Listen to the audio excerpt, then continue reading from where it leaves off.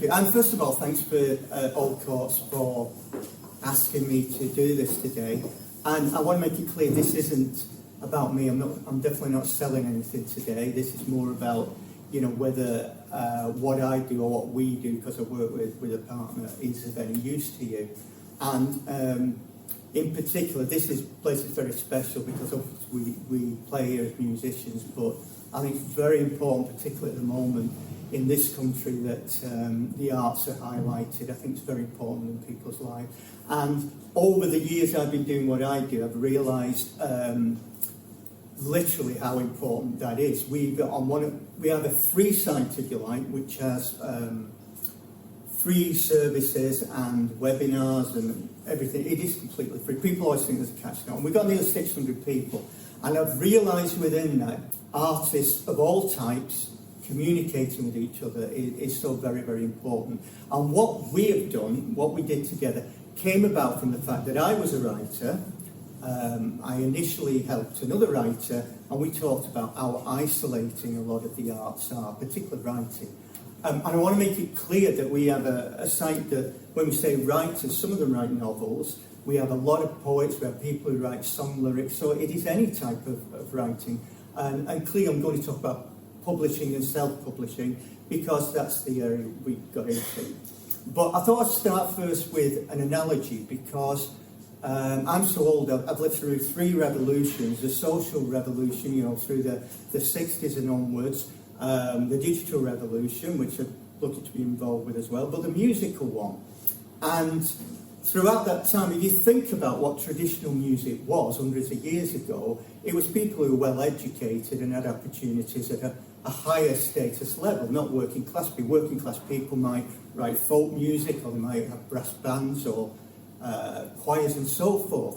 So my analogy is that that's what's happening with writing now, that at one time you had to have connections, you had to have an agent, a publisher. And of course, I know people who do this anyway. It's not like self-publishing separate from the other. But now self-published authors are selling more than traditionally published authors. It's a bigger industry. And I'll explain a little bit about that afterwards, because it's become a lot more difficult for traditionally published authors as well.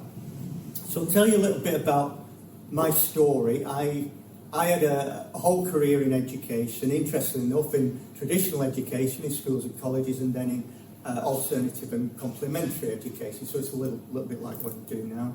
And then I had a business in the middle where I wrote musicals, not for Andrew Lloyd Webber. So, I mean, we did it for like small theatre companies, and we did all the major tour operators like Wallace Thompson's and so forth. And it was wonderful. I didn't realise that I'd enjoy writing it. It was just great, especially if you're trying to do stuff that's meant to be funny. When I say funny in comedy, it's mostly what we call dad jokes now. But all the same, it's great going. I think me and Tom, if you don't know, Tom's my son, I think I remember going with both my sons and seeing one of our shows put on at a resort, and there's nothing more rewarding really. And that was it. I got on with my career. And again, within our community, we are starting, just for the hell of it, we're putting together a lot of data, and it's incredible how many people said they started writing, or they started playing guitar, whatever, started writing poetry when there was an event in their lives. And it's a bit like this. We had a big event in 2018, a sad event. I just sat down and started writing, and I don't know why.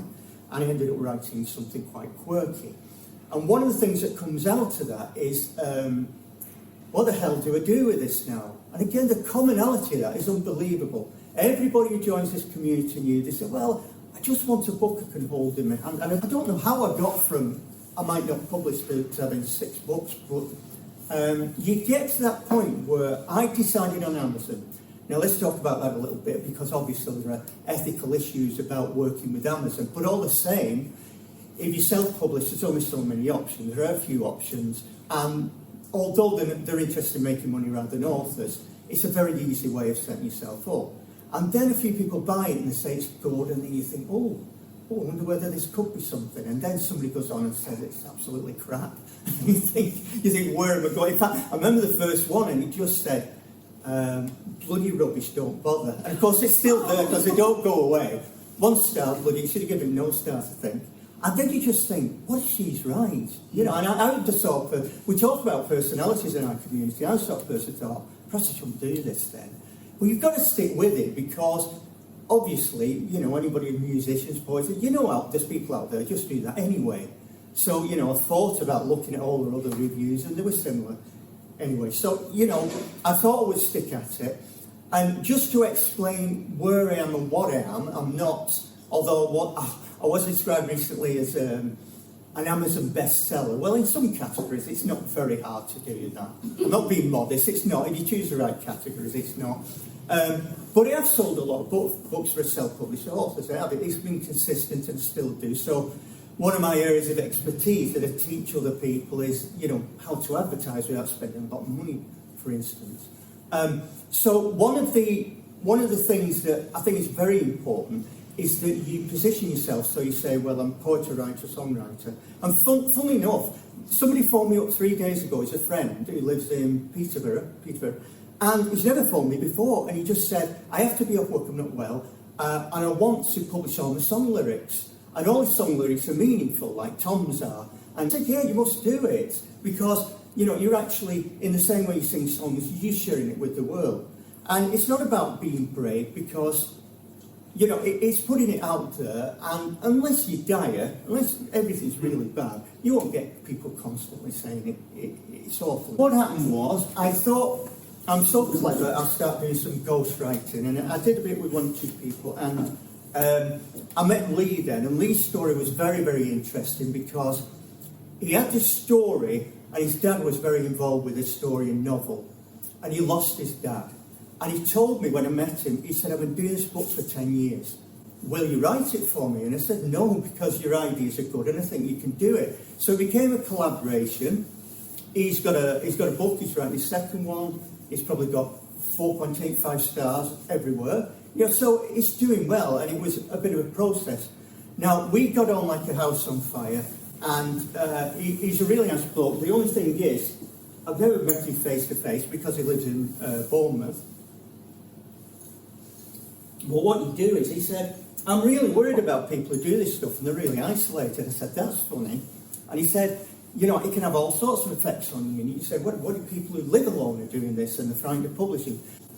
Something that I did when I started writing, like some of you in here, I'm a creative person and I'm an artist too, and I thought, my first book I'm not going to work to a timetable, and I think it took me about a year, which was okay, but I thought I'm going to do illustrations, and of course self-publishing. I didn't realise that if I wanted coloured pictures in a book, it's going to end up costing me a fortune and I can't make a profit. So I found a way around it, but I use them for other purposes, and sometimes I'll use these for book covers and so forth. In fact, they're not all there, are they? Okay, so on to what Lee and I decided to do. We created this, which is called the Association of Self-Published Authors.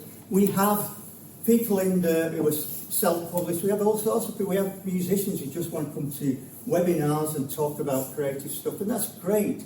And we found that the webinar, sometimes we do a webinar where we want to inform a teacher, tell people some things. But we found that it's just great for sharing information. People in there tell us things we've never heard about, because all of this is a minefield. And there are so many subjects within this framework of publishing and self-publishing now that there's a lot to think about. In here we have everything from, we have loads and loads of blogs, mostly that I've done, and we now have members who post in there. You see there's a lot. You can see I've done quite a few. And you can see also some members who have done some. Diane has written a series of books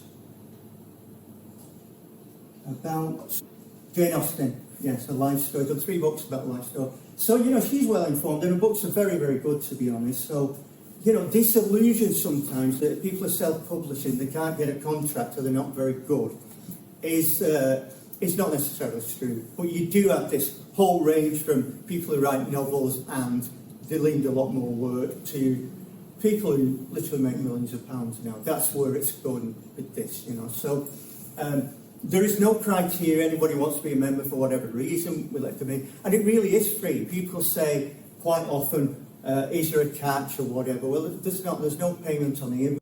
There's lots of training stuff and videos in here too. So if you know anybody who, the important thing is, somebody says, I think I might want to write something, even a short story, just point them this way, because it's a great environment. And I think I said before, we've got nearly 600 members now, so there's a lot of expertise being shared there, and lots of ideas.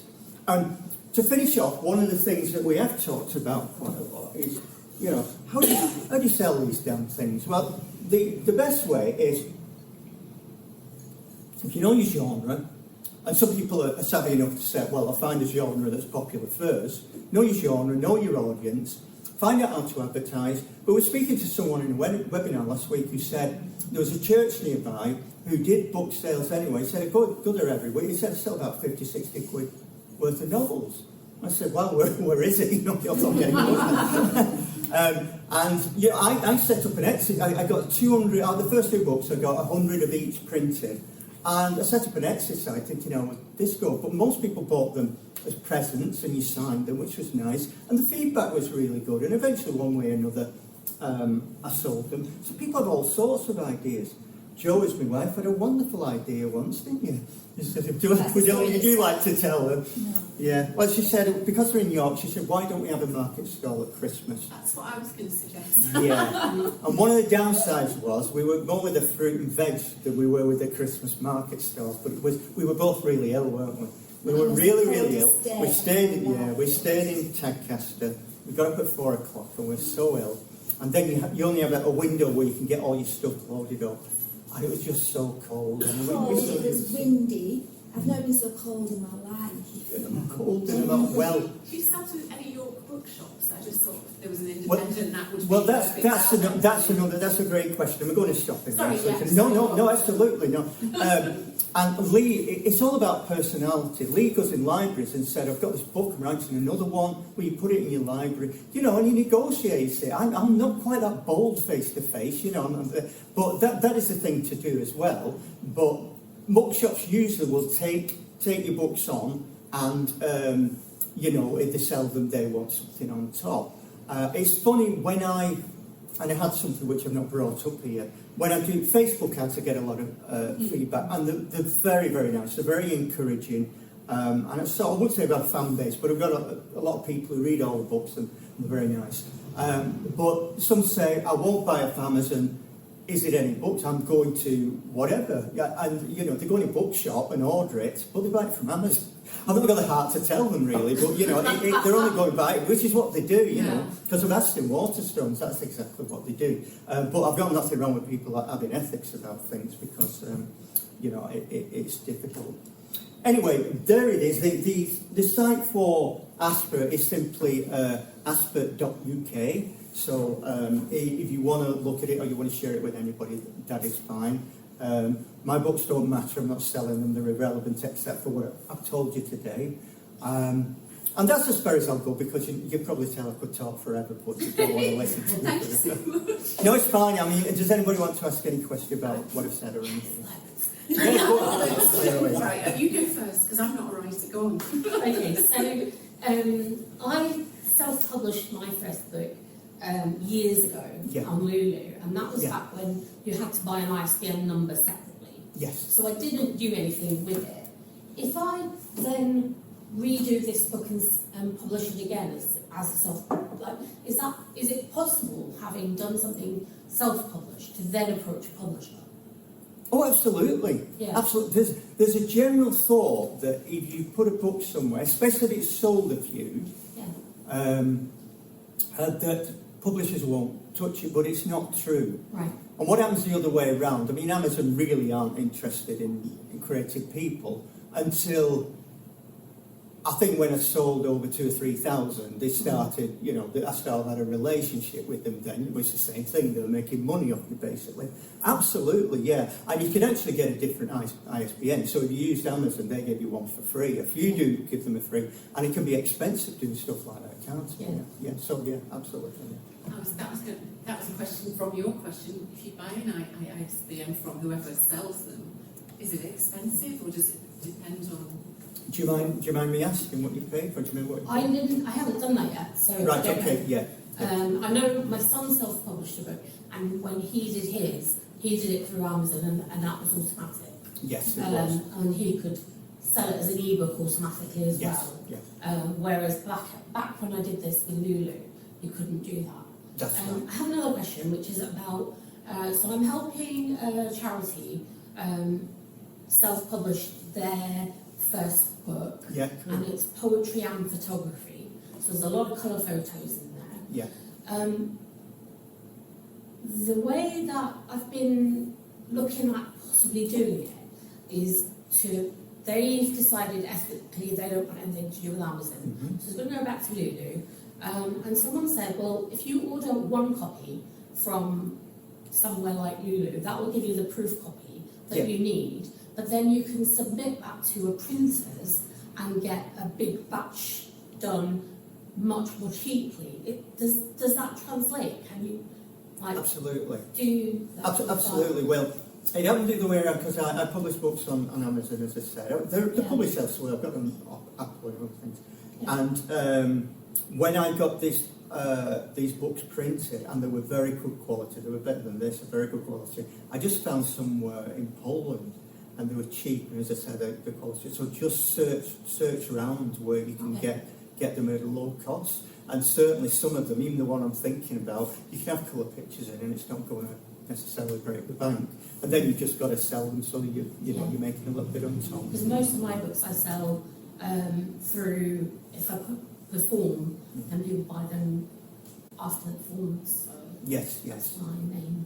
Well, we have these training videos, and one of them I said, before you get to this point, you need a rule about what you would like to make, and everybody laughs and say, "Oh, well, I don't want any money," or what. But you need to know. And I've always had a £2 rule, either on paperback, ebook, whatever it is, all the way through. If I get £2 out of it for sale, then I'm happy. So I'll work it out from the backwards. So if they do have anything that's got colour photos in, unfortunately, the book's got to be, or if the bigger books, I've got to charge a bit more, because but yeah, and sometimes if you think there's an outlet, that's a much better way of doing it. I think you should sell them. The charities should be able to. Yeah. It's a better way of doing it. Yeah.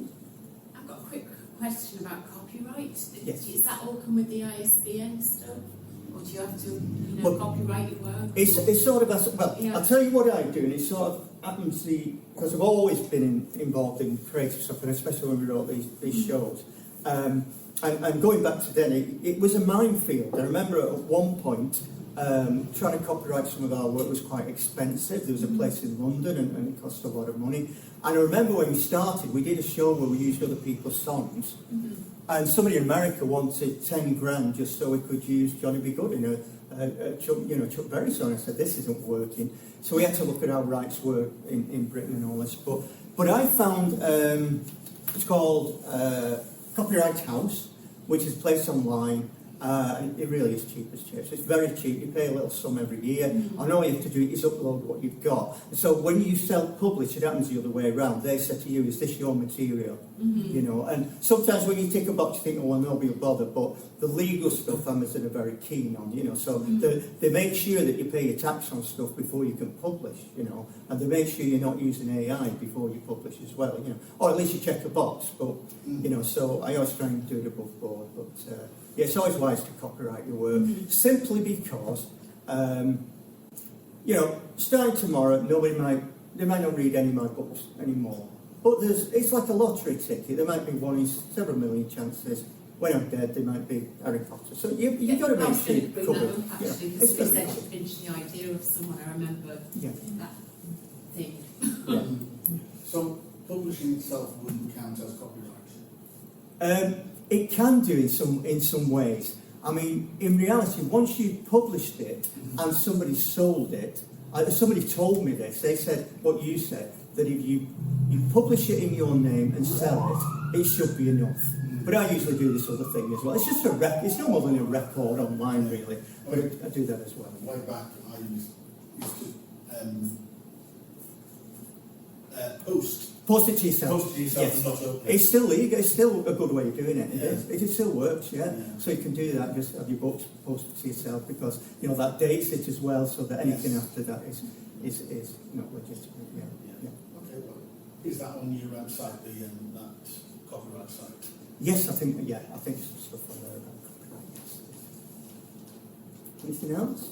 So how much in general does it cost, or does it just depend on what the type of book is and how big it is? Cost to do what? To publish? Self-publish. Again, if you use something like Amazon, Apple, it's free. It doesn't cost you anything. So you've just got to work out what sort of money you want to make once it's sold. And one of the reasons I've fallen, I spent a year where everybody online, because I was looking at every video trying to think about, and everybody said, don't bother with Facebook ads. But they really worked for me, and the beauty was, you could spend like, I don't know, $90, but $1 a pound a day. And after 3 days, if it's not working, you can just pull it and try something else. And after a bit, they give you a business advisor for free. And it's worth its weight in gold, because we said, one story I tell a lot is after a few years, they said, put an ad in on Boxing Day. And I couldn't fathom why I said put an ad in on Boxing Day. They said, well, everybody's spent and they have a rest, and then they start using the vouchers and everything else. And that ad ran for 14 months. And I'm not talking so loads, but it made a profit throughout 14 months, you know. So they know all this stuff because they work for Facebook and they want to make money. So, you know, it could cost you nothing, and you can make a little bit of money, you know. And sadly, it's not about what you do being brilliant.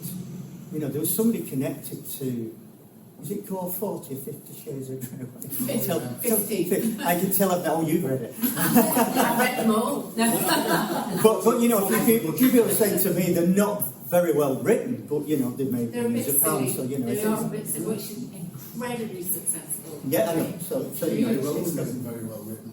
She's done very well. yeah. So it's not about that, is it? Yeah. Okay. Anything else? No, I don't think I've anybody. Oh, well- Thank you so much. It was absolutely brilliant. Thank you.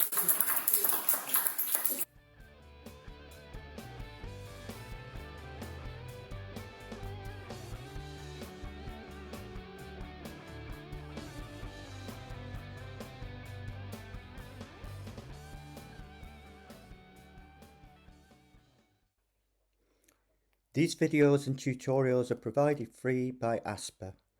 Please access the platform regularly and support others by responding to questions in the forum, looking in the bookstore, attending webinars, and our once-a-month pros and cons online coffee morning chat. It will only survive through member engagement, and please remember you can support this free association by giving a small financial contribution on the site. Thank you.